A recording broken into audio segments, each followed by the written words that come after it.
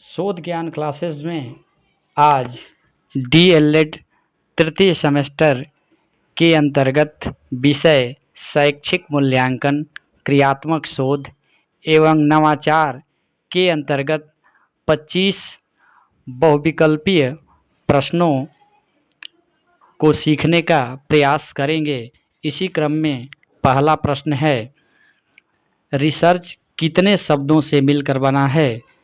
Research दो शब्दों के योग से बना है, अर्थात दो शब्दों से मिलकर बना है, री और सर्च।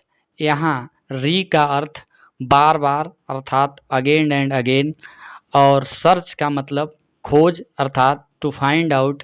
इस प्रकार रिसर्च का शाब्दिक अर्थ खोज की पुनरावृत्ति से हुआ, अतः विकल्प असही है। आधारभूत अनुसंधान की विशेषता है।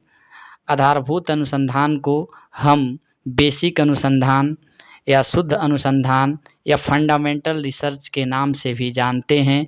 आधारभूत अनुसंधान की विशेषता शुद्धता, वैधता एवं विश्वसनीयता तीनों होता है। इस प्रकार विकल्प द सही है। क्रियात्मक अनुसंधान का जन्म कहाँ हुआ? क्रियात्मक अनुसंधान का जन्म द्वितीय विश्व युद्ध के दौरान संयुक्त राज्य अमेरिका में हुआ। क्रियात्मक परिकल्पना के कितने पक्ष होते हैं? क्रियात्मक परिकल्पना के दो पक्ष होते हैं। पहला पक्ष को क्रिया पक्ष एवं दूसरे पक्ष को लक्ष्य पक्ष कहते हैं।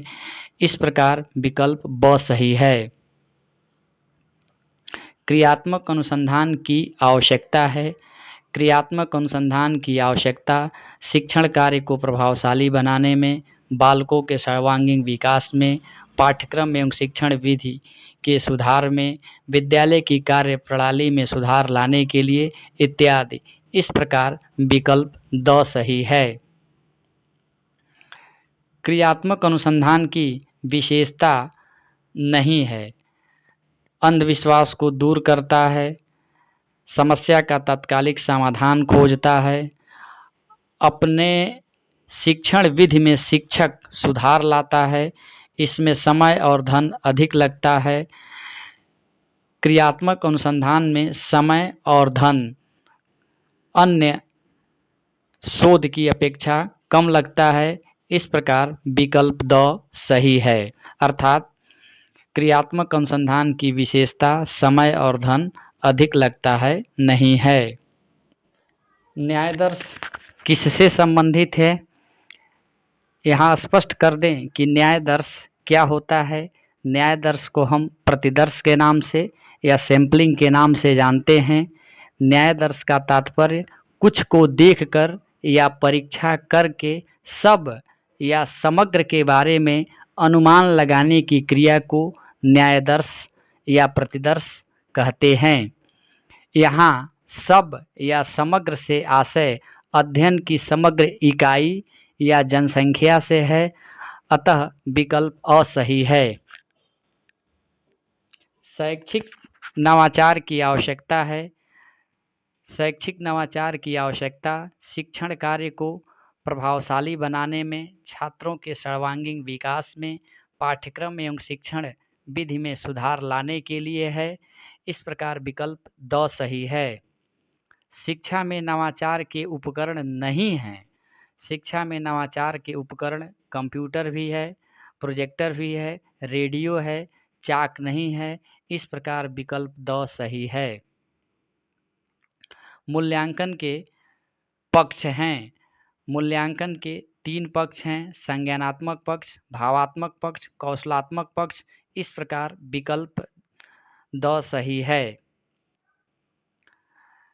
शोध का शाब्दिक अर्थ क्या है? पहले वाले प्रश्न में स्पष्ट किया जा चुका है कि शोध को इंग्लिश में रिसर्च कहते हैं। रिसर्च दो शब्दों का कॉम्बिनेशन है, री और सर्च। री का अर्थ बार बार और सर्च का अर्थ खोजने से है। यदि री और सर्च को मिला दिया जाए तो अर्थ होता है बार बार खोजना या खोज की पुनरावृत्ति। इस प्रकार शोध का शाब्दिक अर्थ बार बार खोजना या खोज की पुनरावृत्ति से है, अतः विकल्प द सही है। मूल्यांकन में व्यक्ति अथवा समाज अथवा दोनों की दृष्टि से क्या अच्छा है अथवा क्या वांछनीय है का विचार या लक्ष्य नहीं रहता है। यह कथन किसका है? यह कथन रैमर्स तथा गेज महोदय का है। परिकल्पना कितने प्रकार के होते हैं? परिकल्पना दो प्रकार के होते हैं, निर्देशित परिकल्पना एवं अनिर्देशित परिकल्पना। क्रियात्मक अनुसंधान नामक शब्दावली का प्रयोग सबसे पहले किसने किया था? क्रियात्मक अनुसंधान नामक शब्दावली का सबसे पहले प्रयोग कालियर तथा लुबीन महोदय के द्वारा किया गया है। क्रियात्मक अनुसंधान को रक्षा के क्षेत्र में किस नाम से जानते हैं?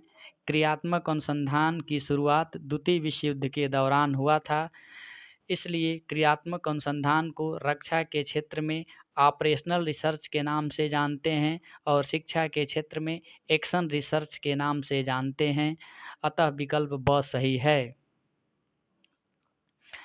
एक समग्र समूह में से एक भाग का चयन करना प्रतिदर्श का पद्धति कहलाती है। किसने कहा है? यह कथन फेयरचाइल्ड का है। अतः विकल्प अ सही है। जनसंख्या के आधार पर किए गए अध्ययन को क्या कहते हैं? जब हम जनसंख्या के आधार पर अध्ययन करते हैं तो उसे शोध की भाषा में पैरामीटर कहते हैं। अतः विकल्प अ सही है। न्याय दर्श कितने प्रकार के होते हैं? न्याय दर्श दो प्रकार के होते हैं। पहला संभाव्य न्याय दर्श, दूसरा असंभाव्य न्याय दर्श। इसको रैंडम और नॉन रैंडम सैंपलिंग के नाम से भी हम जानते हैं। किसी समस्या का संभावित उत्तर क्या कहलाता है? किसी भी समस्या का संभावित उत्तर परिकल्पना कहलाता है। परिकल्पना एक अस्थायी कथन है जिसका अभी सत्यापन किया जाना अवशेष है, अर्थात परिकल्पना किसी समस्या का संभावित उत्तर प्रस्तुत करता है। इस प्रकार विकल्प ब सही है। आधुनिक समय में अपने देश में मनोवैज्ञानिक परीक्षणों का प्रारंभ कब हुआ? आधुनिक समय में अपने देश में मनोवैज्ञानिक परीक्षणों का प्रारंभ सन 1922 में एफजी कॉलेज लाहौर के प्राचार्य श्री CH राइस के द्वारा बिने मापनी का हिंदी में अनुकूलन करने से प्रारंभ हुआ। इस प्रकार विकल्प स द अ तीनों ही सही है। रमेश की लंबाई 5 फुट 1 इंच है, किस प्रकार के मापन का उदाहरण है? यह मात्रात्मक मापन का उदाहरण है। इस प्रकार विकल्प 100 सही है। मापन के कितने स्तर हैं? S स्टीवेंस ने मापन की यथार्थता के आधार पर मापन के 4 स्तर बताए हैं। ये 4 स्तर नामित स्तर नॉमिनल लेवल, दूसरा क्रमित स्तर ऑर्डिनल लेवल, तीसरा अंतरित स्तर इंटरवल लेवल तथा चौथा आनुपातिक स्तर अर्थात रेशियो स्तर है। कुछ विद्वानों ने इसे मापन मापनी के प्रकार बताया है। यदि एग्जाम में मापन के प्रकार पूछा जाए तो मापन मापनी के प्रकार या स्तर को नहीं लिखना है। यहाँ स्पष्ट कर देना चाहेंगे कि मापन के 2 प्रकार होते हैं जिसे हम भौतिक मापन और मानसिक मापन के नाम से जानते हैं, और मापन के 4 स्तर होते हैं जिन्हें क्रमशः नामित मापन, क्रमित मापन, अंतरित मापन, आनुपातिक मापन या स्तर के नाम से जानते हैं। इस प्रकार S स्टीवेंसन ने मापन के 4 स्तर बताए हैं। अतः विकल्प द सही है। किस प्रकार के मापन का सबसे उच्च स्तर का होता है? सबसे उच्च स्तर का मापन या मापन मापनी के प्रकार, अनुपातिक स्तर या अनुपातिक मापन का होता है। मूल्यांकन प्रक्रिया के कितने प्रमुख अंग हैं? मूल्यांकन प्रक्रिया के 3 प्रमुख अंग हैं। पहला है शिक्षण उद्देश्य, दूसरा है अधिगम क्रियाएं, तीसरा है व्यवहार परिवर्तन। छात्रों की शैक्षिक उपलब्धि को अंकों में व्यक्त करना किसका उदाहरण है? छात्रों की शैक्षिक उपलब्धि को अंकों में व्यक्त करना मात्रात्मक मापन का उदाहरण है, अतः विकल्प 100 सही है। वीडियो देखने एवं सुनने के लिए आप सभी को बहुत बहुत धन्यवाद।